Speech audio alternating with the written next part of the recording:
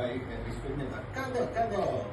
A planta dessa, ela traz obviamente uma mensagem, uma reflexão. Porque, por exemplo, sobre a uva, dela se produz o vinho, que é a parte mais sagrada do processo, né? Ao contrário do que fora do judaísmo se pensa, o vinho e não a uva é a coisa mais sagrada. E ela seria mais sagrada do que a própria uva. Qual é a lógica disso? A lógica disso é que, de acordo com os sábios, o sagrado se estabelece no mundo não é pelo que Deus faz, é pelo que o homem e Deus faz conjuntamente. Por exemplo, o Rabi aqui vai trazer um exemplo para a gente. Ele vai dizer assim: o Eterno deu a Torá lá no Monte Sinai. Todo mundo está ciente disso, concorda? Lá no Monte Sinai foi dada a Torá. E depois o Eterno inspira o rei Davi, que vai ser concluído no rei Salomão, para construir um templo lá em Jerusalém, no Monte Sião. De acordo com o que vocês conhecem, qual dos dois montes é chamado de a casa de Deus? Oi? Alguém cochichou, falou espiritualmente o café, Sião, perfeitamente, né? O Monte Sião. E por que não o Monte Sinai? Né? Afinal de contas, a Torá foi dada no Monte Sinai, o maior espetáculo espiritual foi dado no Monte Sinai.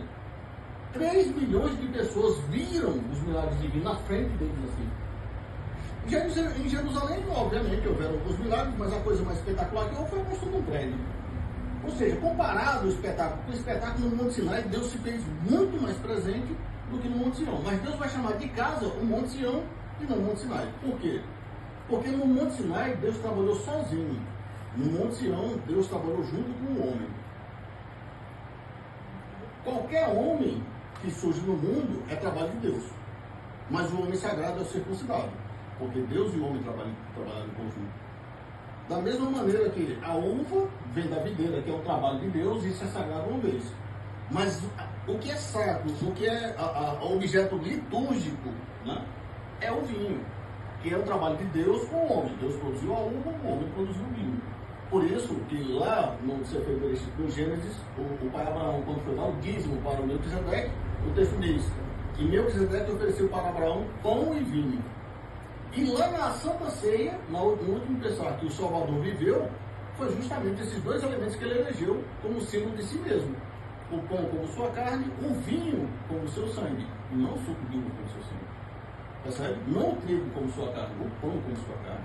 Então o trigo é sagrado uma vez, o pão é sagrado 2 vezes. Porque é trabalho em conjunto de Deus com os homens. Essa é a equação. E também é dito do vinho que é o לבב עוד תצמיח כל יד, ט"ו בשבט, ט"ו בשבט, ט"ו בשבט, ט"ו בשבט, ט"ו בשבט, ט"ו בשבט, ט"ו בשבט, ט"ו בשבט, ט"ו בשבט.